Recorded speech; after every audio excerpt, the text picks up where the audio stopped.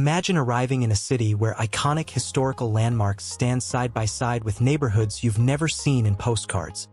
Places where every street corner seems to tell two stories at once.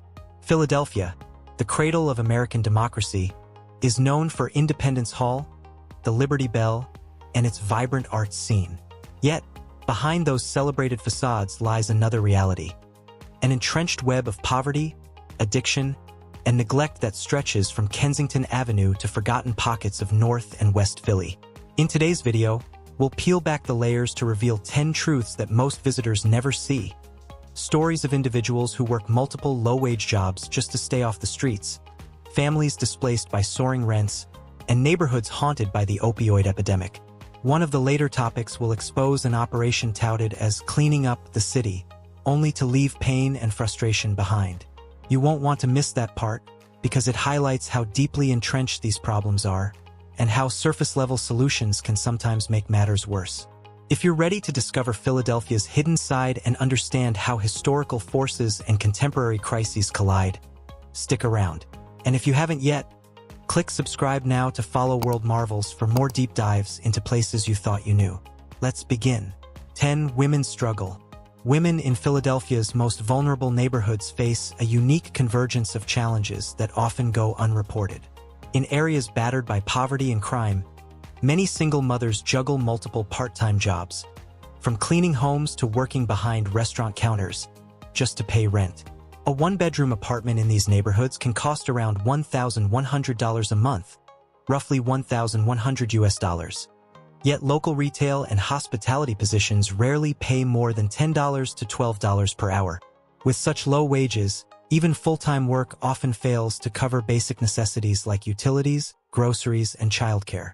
In response, some women turn to informal work, selling homemade goods on street corners or taking in boarders, which helps pay bills but exposes them to unstable living situations.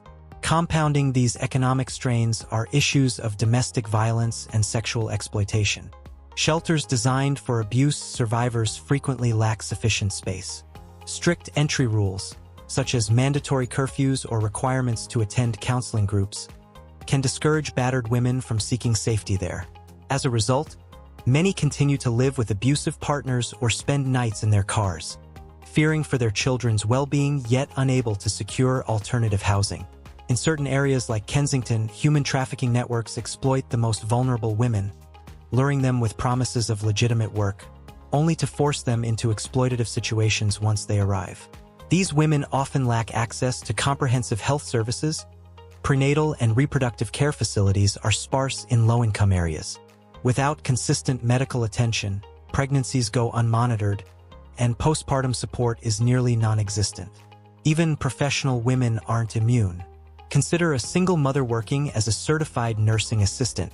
Her salary hovers around $35,000 a year, about $35,000 US. Yet, with annual rent near $13,200 and rising inflation, she may find herself evicted after a single missed paycheck. These repeated evictions leave women in a relentless cycle, moving from short-term rentals to overcrowded rooms, or worse, into makeshift encampments when no alternatives exist. To see these struggles in action, look to local advocacy groups like Women's Way or the Women's Shelter Solutions Collaborative. They analyze data showing that 60% of female-headed households in Philadelphia live below the poverty line. Despite these organizations' tireless efforts, providing legal aid, emergency grants, and counseling, the pace of systemic change remains agonizingly slow. For many women, a small raise or a single affordable housing unit can mean the difference between a dignified life and perpetual uncertainty. 9. First impressions. At first glance, Philadelphia strikes you as a city where history and culture converge. Center City buzzes with coffee shops, art galleries, and modern high-rises overlooking cobblestone streets. Independence National Historical Park draws throngs of tourists eager to photograph the Liberty Bell and trace the footsteps of the Founding Fathers. Nearby, the Philadelphia Museum of Art, with its rocky steps, invites visitors to sprint up its grand stairway, often donning the iconic red boxing gloves of the city's cinematic underdog. The food scene matches the city's reverence for tradition and innovation. Local chefs reimagine the classic Philly cheesesteak in fusion dishes, while markets like Reading Terminal offer artisanal cheeses, freshly baked pretzels, and Pennsylvania Dutch delicacies. On weekend mornings, farmers markets spring up, showcasing fresh produce, craft coffee, and specialty meats that reflect the city's diverse immigrant communities. Yet if you drift just half a mile off the beaten tourist path, the glow of street lamps gives way to flickering wires and boarded-up windows. In neighborhoods like Fairhill and Kensington, grocery store aisles are replaced by convenience stores selling cheap, processed foods. You'll notice makeshift shelters under highway overpasses, where residents sleep beside piles of trash and discarded shopping carts. The polished storefronts and colorful murals of Center City suddenly feel worlds away. Job posters and cafe windows advertise tech sector roles paying upwards of $90,000, about $90,000. Yet down the block, signs on telephone poles read, "Help wanted, $10 per hour for entry-level retail positions." Young professionals in well-fitted suits weave past older men holding cardboard signs begging for spare change. The energy of the historic districts, tours of colonial homes, bike paths along the Schuylkill River, exists in parallel with a harsher reality. A city where economic growth has not reached every neighborhood. This jarring juxtaposition is why Philadelphia's first impression is so layered. On the surface, it exudes vitality. Thriving college campuses like the University of Pennsylvania draw bright minds, creating a bubble of affluence. But beneath that bubble, PHP, public housing projects, like Sharswood and Ludlow are home to families struggling with mold-infested apartments and poor ventilation, which contribute to high rates of asthma among children. The smiles of street musicians performing near Rittenhouse Square mask the desperation of those who perform not for art, but for spare change to feed themselves. Once you recognize this duality, as you sip a latte in Old City and glance at a tent down the block, you understand that Philadelphia's true first impression is a city of rare beauty shadowed by persistent need. 8. Historical rise. Philadelphia's rise to prominence began in the late 17th century, when William Penn laid out the city on a grid inspired by the idea of green country towns. By the mid-18th century, it had become a central hub for intellectual exchange, hosting the First Continental Congress in 1774, and serving as the nation's capital from 1790 to 1800. Leaders like Benjamin Franklin and Betsy Ross contributed to its reputation as a birthplace of innovation and civic engagement. Throughout the 19th century, Philadelphia earned the moniker Workshop of the World. Shipyards along the Delaware River churned out naval vessels. Textile mills in Kensington produced fabrics for military uniforms. Ironworks in Manayunk crafted machinery that fueled the Industrial Revolution. Immigrants poured in from Ireland, Italy, and Eastern Europe, lending their labor to factories and shaping vibrant ethnic enclaves. Neighborhoods like South Philadelphia became renowned for tight-knit Italian-American communities, where family-run pizzerias drew crowds and community festivals honored saints with parades and carousel rides. By the early 20th century, Philadelphia's manufacturing prowess was on full display.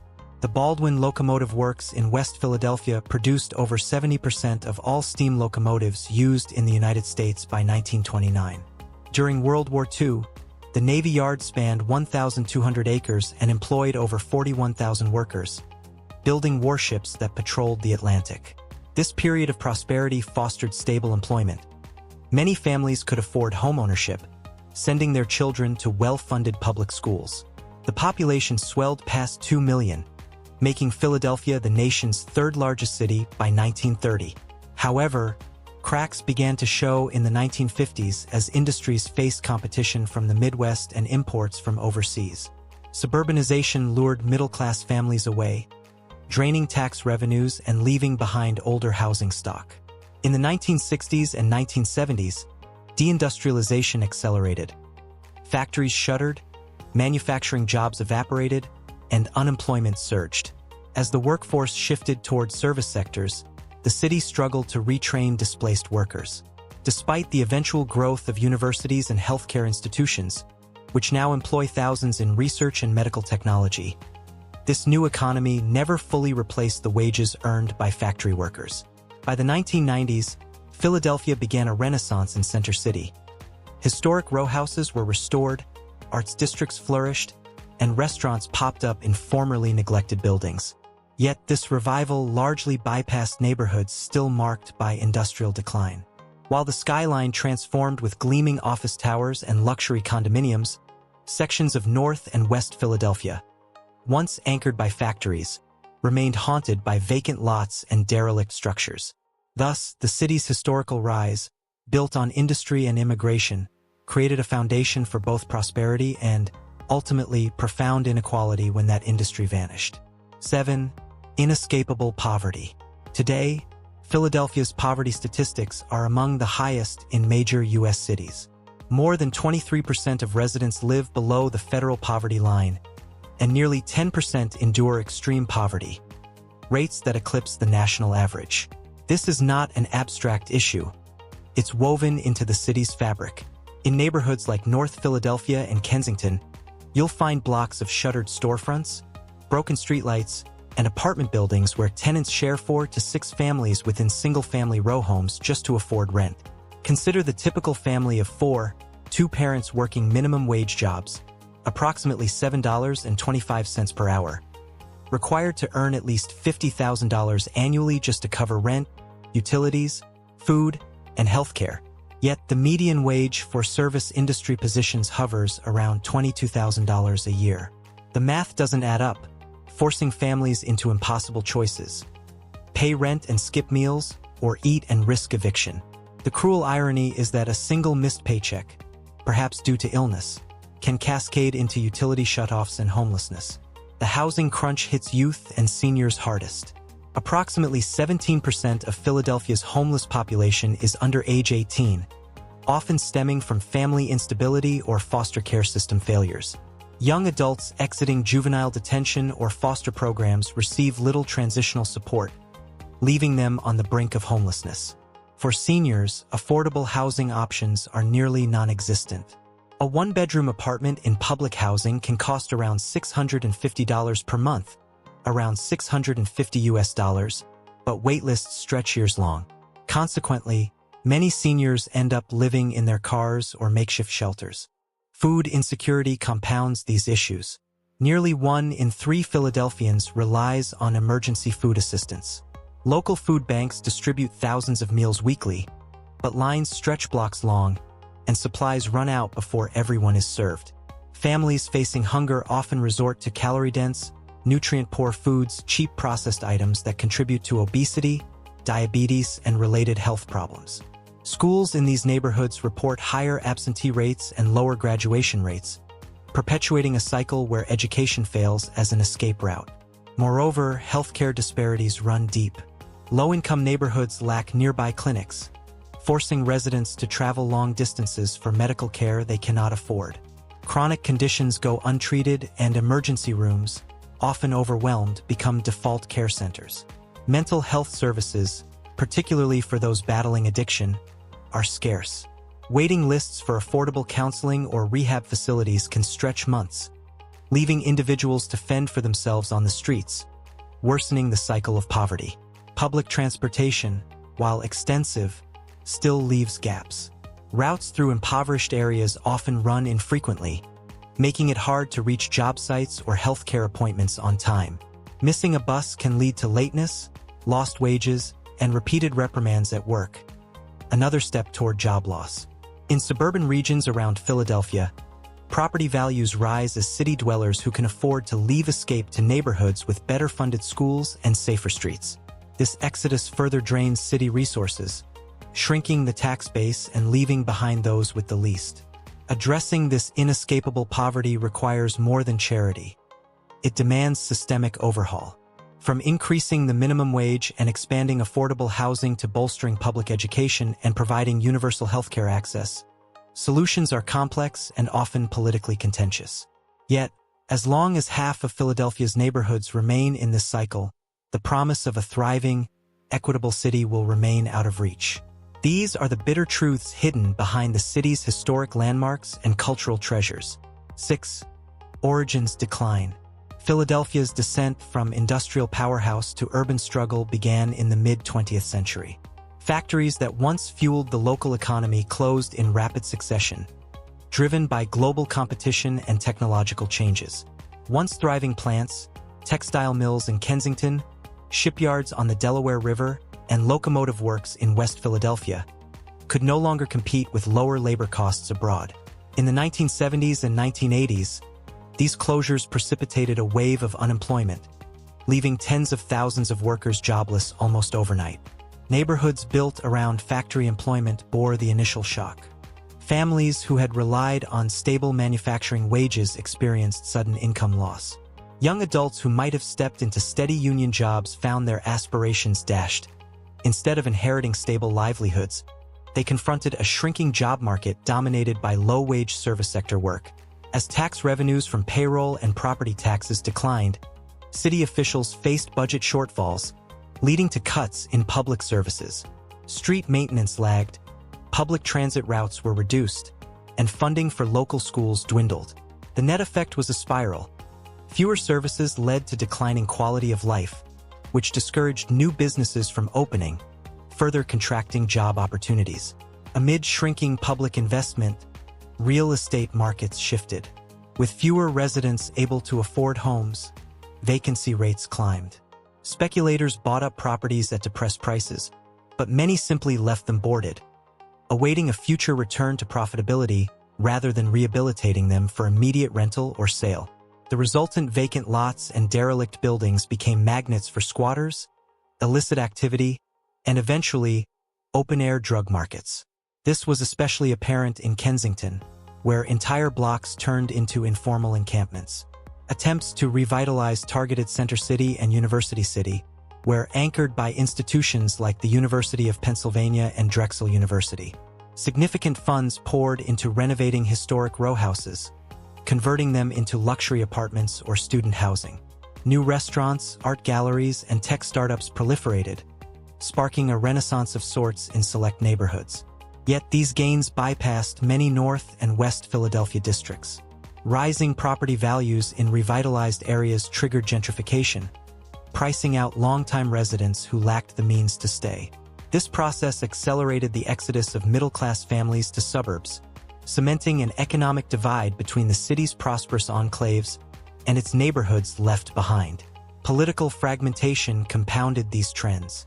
Decisions about zoning, housing policy, and budget priorities often fell prey to fractured interests.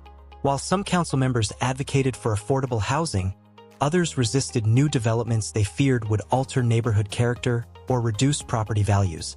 Without a unified vision, policy responses to the decline remained fragmented, halting progress and leaving many neighborhoods to fend for themselves. Today, Philadelphia still feels the lingering effects of that slow-motion collapse. Industrial ghosts stand alongside gleaming high-rises, a stark reminder that once a city loses its economic foundation, rebuilding requires more than flashy redevelopment. It demands inclusive, long-term strategies that prioritize those most impacted. 5. Kensington Avenue. Kensington Avenue stands as Philadelphia's most stark emblem of urban distress. Once a bustling commercial corridor, it now reverberates with the sounds and sights of a community in crisis. Shuttered storefronts, formerly leather shops, bakeries, and hardware stores, have given way to makeshift tents and tarps that stretch block after block. Beneath highway overpasses, personal belongings are piled atop tattered blankets. Discarded shopping carts carry the few possessions of those living on the streets. The fragrance of spilled food and uncollected garbage mingles in the air, while sidewalks double as places for cooking over open flames. The transformation accelerated in the early 2000s as deindustrialization reached its zenith. With few remaining job opportunities, residents who once earned livable wages in factories drifted into informal economies. Panhandling, selling small contraband items, and, for some, participating in the burgeoning opioid trade. Today, open-air drug markets operate almost unimpeded, with 24/7 activity. Dealers and users alike navigate a constant stream of makeshift stalls offering syringes and small packets of narcotics. Observers frequently report scenes of people injecting drugs in broad daylight, sometimes collapsing in doorways or under streetlights, while passers-by navigate around them with practiced caution. Law enforcement interventions, targeted sweeps and raids, have periodically cleared visible camps, but residents often resettle in adjacent side streets, under overpasses, or in vacant lots. The lack of stable housing options ensures that temporary dispersals only shuffle the crisis geographically. Social service providers coordinate mobile outreach teams to offer clean syringes, harm reduction counseling, and naloxone, a life-saving overdose reversal drug, but these efforts are merely a bandage on a deeper wound. With a reported 1/3 of Philadelphia's homeless population suffering from mental illness, Kensington's drug-fueled environment disproportionately affects individuals who lack family support or financial resources to seek treatment. Among the area's most heartrending stories is that of xylazine or xylazine, an animal tranquilizer increasingly mixed with fentanyl or heroin. This combination produces a sedation so profound that users can remain unconscious for days, slumping against building facades, their skin marred by wounds where repeated injections have caused tissue to rot. Hospitals report seeing patients with severe infections requiring amputations, an epidemic within an epidemic. What's especially alarming? Because xylazine is not an opioid, traditional overdose treatments like naloxone often fail to revive victims. Families scramble to find any treatment center offering protocols geared for xylazine, but waiting lists for specialized care can be months long, leaving many without timely intervention. Despite the grim reality, community activists strive to inject rays of hope. Organizations like Kensington Corridor Trust and Prevention Point Philadelphia operate needle exchanges, host mobile health clinics, and advocate for supervised injection facilities, spaces where individuals can use under medical supervision, reducing overdose deaths and curbing disease transmission.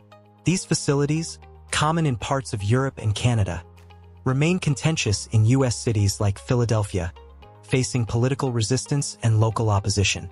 Still, until such programs gain broader acceptance, Kensington Avenue remains a tableau of human suffering, a vivid reminder that when economic collapse and addiction converge, public policy must rapidly adapt to save lives. 4. Opioid epidemic. Philadelphia's opioid crisis is among the most severe in the United States. Prescription painkillers, once generously dispensed in the 1990s, hooked many patients on opioids like oxycodone and hydrocodone. As regulation tightened and prescription opioids became harder to obtain, a silent tide shifted. Users turned to heroin, which offered a cheaper high. By 2010, heroin-related overdose deaths in the city had tripled compared to the early 2000s. The crisis deepened further with the arrival of fentanyl, a synthetic opioid 50 to 100 times more potent than morphine. Often clandestinely mixed with heroin or pressed into counterfeit pills, fentanyl made drug supply chains chaotic and lethal. Users believing they were purchasing pure heroin or prescription pills found themselves facing substances too potent for their tolerance levels. Overdose rates skyrocketed. In 2022 alone, Philadelphia recorded over 1,500 overdose deaths, with a striking 70% involving fentanyl. Complicating matters, xylazine emerged as a devastating new threat. Originally an animal tranquilizer used in veterinary medicine, xylazine found its way into street drugs. When combined with fentanyl, it acts as a powerful sedative, quieting overdoses that would otherwise be reversible by naloxone. Individuals crash into deep sedation, their breathing slowed to nearly nothing, and their skin deteriorates from repeated injection wounds. Hospitals struggle to treat these patients. Wound care often exceeds the capacity of emergency wards, and behavioral health units lack expertise to manage xylazine withdrawal. Community organizations have responded by distributing naloxone kits and offering safe syringe exchanges. Prevention Point Philadelphia, for instance, distributes over 1.2 million sterile syringes annually, reducing HIV and hepatitis C transmission rates dramatically. Outreach workers also connect individuals to treatment providers, offering warm handoffs to detox facilities. Yet capacity remains limited. During peak months, detox centers can be booked for weeks, leaving individuals at high risk of overdose. Many cannot navigate insurance or documentation requirements, particularly undocumented immigrants and those recently released from incarceration. The epidemic's ripple effects extend beyond individual health crises. Emergency medical services, EMS, calls for overdoses consume valuable resources, diverting ambulances away from other emergencies. City-funded budgets for overdose response have ballooned, crowding out other healthcare priorities. Police departments deploy officers to overdose hotspots, but without parallel social support services, law enforcement interventions often seem punitive rather than restorative. Families watch loved ones disappear into a vortex of addiction, confronting daily uncertainty over whether they'll survive the next encounter with razor-thin hospital resources. Municipal leaders have recognized the urgency. In 2023, Philadelphia allocated $45 million for opioid treatment and prevention programs, a 20% increase from the previous year. These funds underwrite expanded access to medication-assisted treatment, MAT, like buprenorphine, which can stabilize users. However, geographic distribution remains uneven. Clinics offering MAT cluster near Center City and University City, leaving Kensington and other high-need areas with few accessible options. Researchers estimate that only 1 in 10 opioid users in high-crisis zones access treatment. Until this gap narrows, Philadelphia's opioid epidemic will continue to claim lives and corrode community resilience. 3. Housing crisis. Philadelphia's housing crisis rivals that of any major American city. More than a third of the region's homeless population lives in Philadelphia proper. In 2024, point-in-time counts estimated over 5,000 individuals sleeping in the city's shelters and on the streets, an increase of nearly 15% from the prior year. Contributing factors include skyrocketing rent costs, stagnant wages, and restrictive zoning policies that limit new affordable development. The average rent for a modest two-bedroom in neighborhoods like South Street or Manayunk exceeds $1,500 per month, $1,500. Yet the minimum wage in Pennsylvania remains $7.25 per hour, equating to a monthly income of barely $1,160 before taxes for a full-time worker, insufficient to cover rent, utilities, and food. Many families resort to sharing cramped apartments. It's not uncommon for 2 or 3 households to occupy a single row home, each paying partial rent. Others move into motels that double as unofficial shelters, paying $40 to $50 per night for a room often lacking adequate heat or consistent water supply. Landlords, faced with high market demand in gentrifying areas, gamble on waiting for higher-paying tenants instead of maintaining lower-rent properties. The result? Evictions have surged. In 2023 alone, Philadelphia's landlord-tenant court processed over 30,000 eviction filings. While many filings settle before court, thousands still lead to rental termination and forced displacement.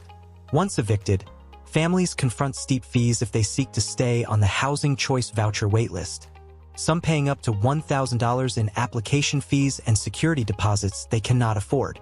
Complicating matters, municipal affordable housing initiatives struggle to keep pace.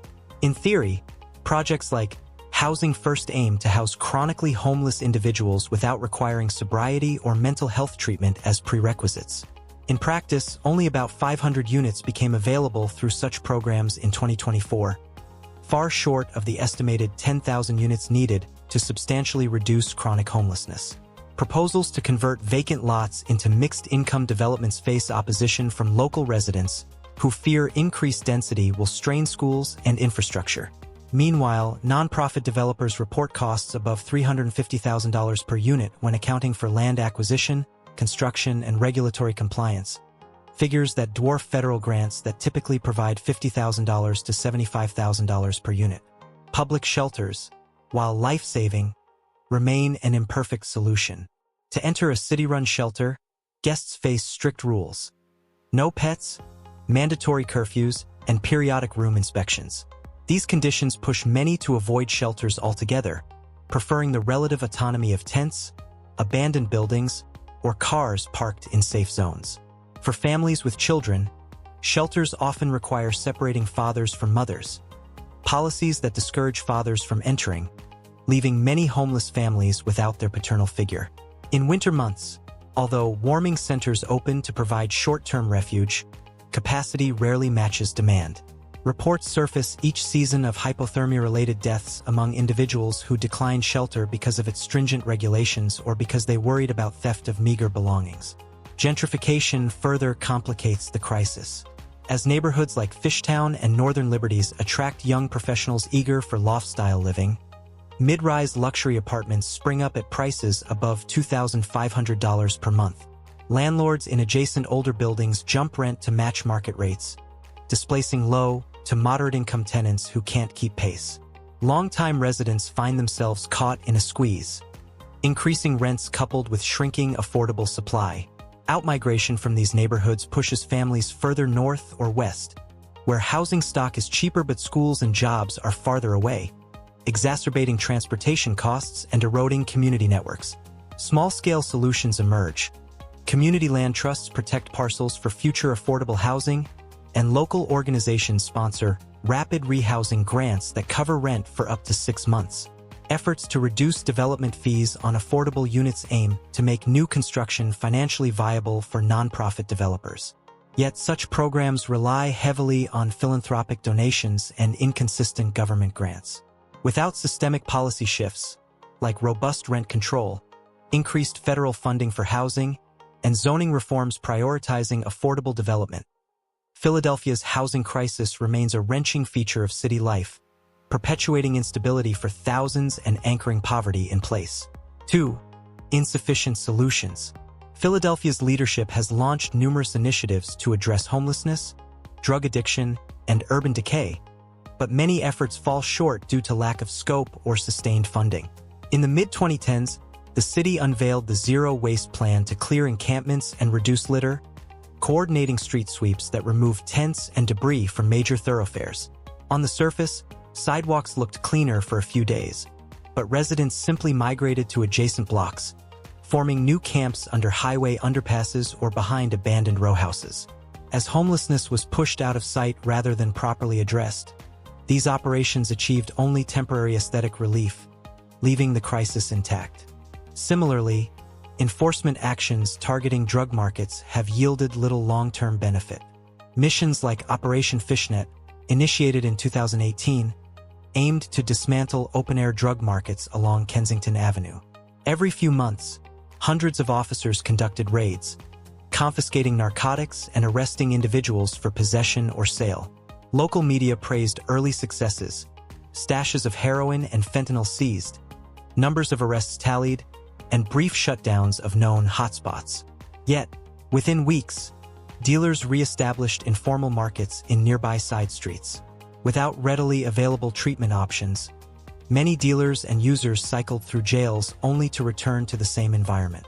Incarceration did not translate into rehabilitation.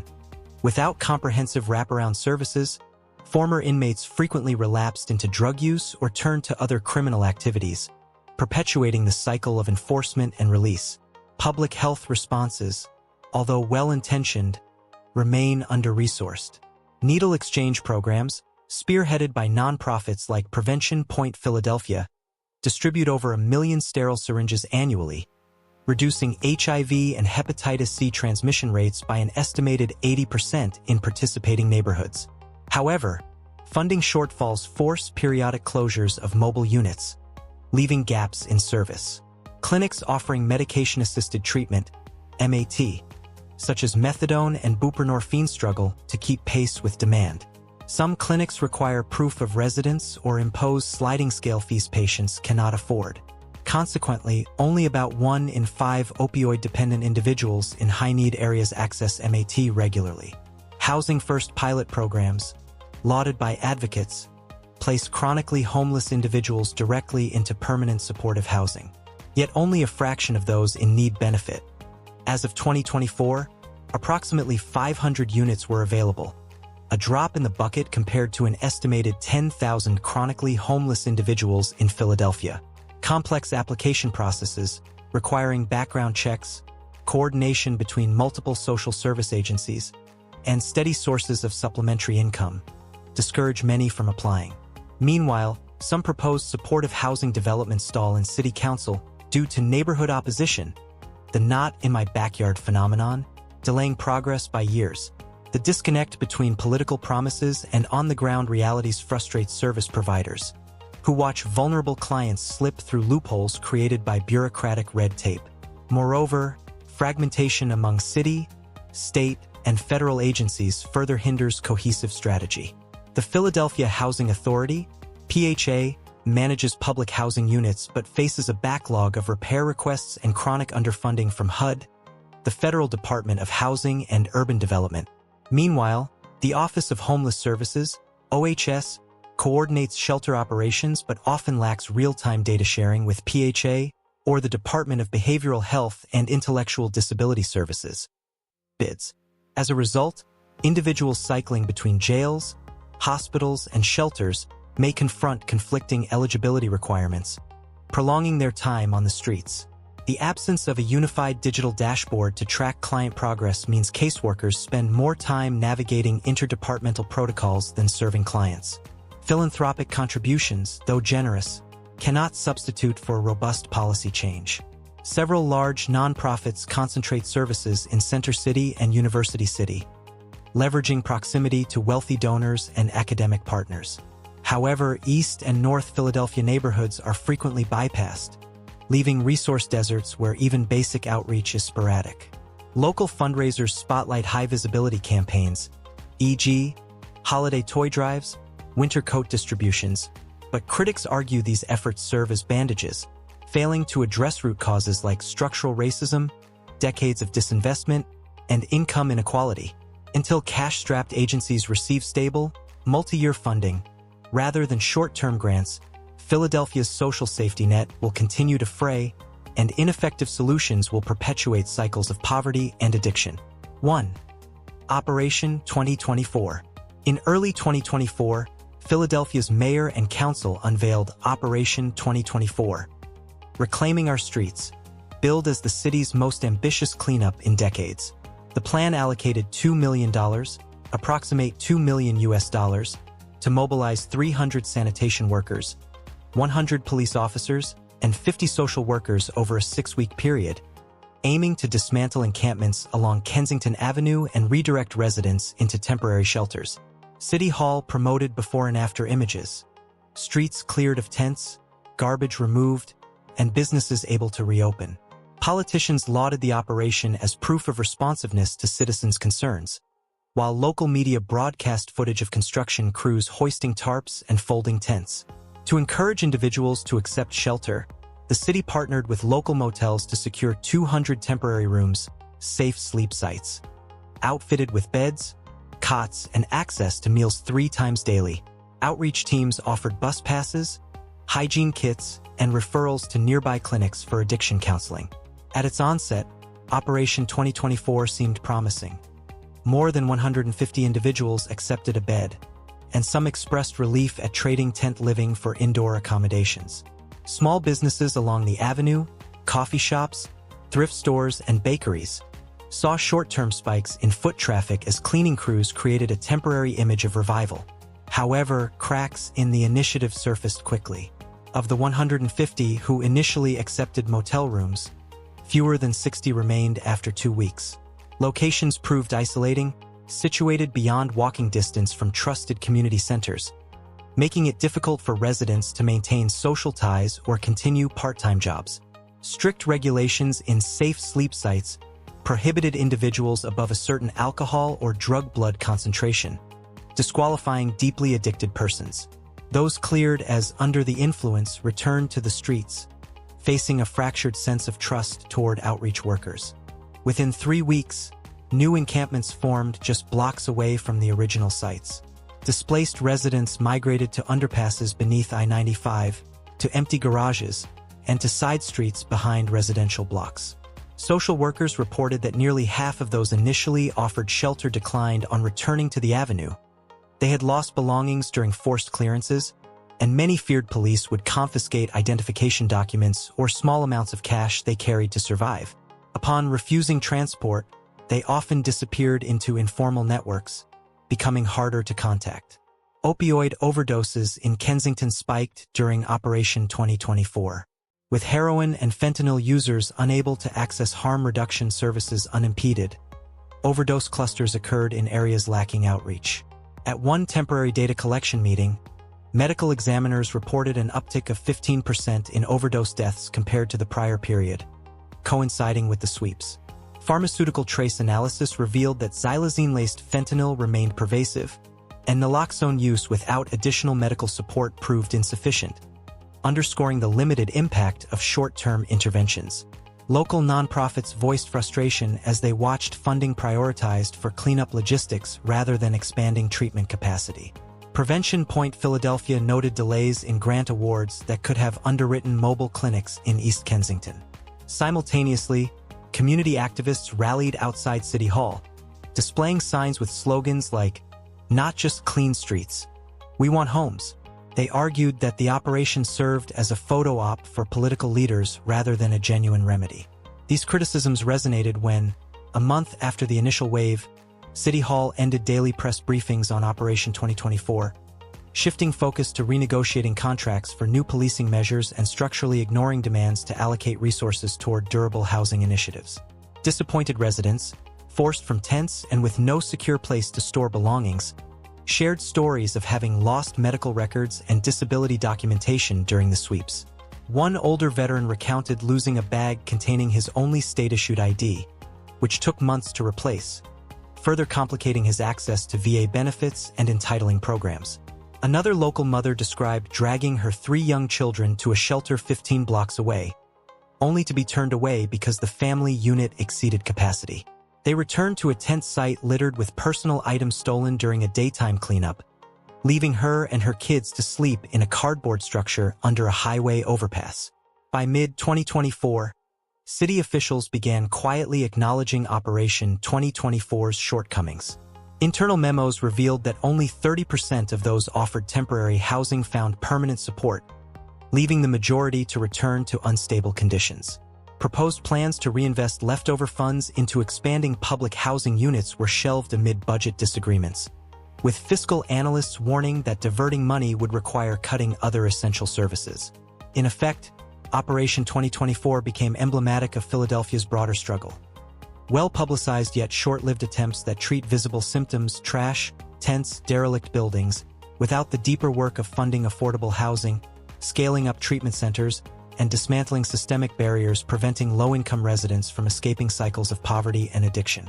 The result leaves Kensington Avenue and other impacted neighborhoods little changed, as the carousel of clearing and rebuilding continues, year after year. Philadelphia's story is a tapestry woven with extraordinary achievements and sobering setbacks.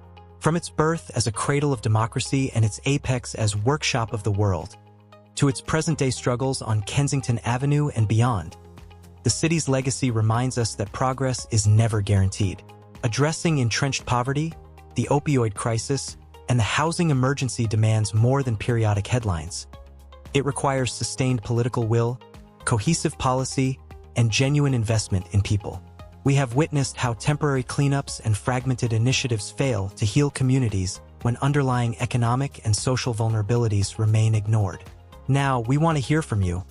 What solution do you believe could truly transform neighborhoods like Kensington? Could rent control coupled with expanded harm reduction facilities make a lasting impact? Or is a more radical restructuring of public services the answer? Share your thoughts in the comments below. Your perspective might spark a conversation that leads to real change. If you found this exploration enlightening, don't forget to like and share, and subscribe for more revealing stories from World Marvels. Thank you for joining us on this journey through Philadelphia's overlooked truths. Until next time, may we all continue to seek understanding in every corner of our world.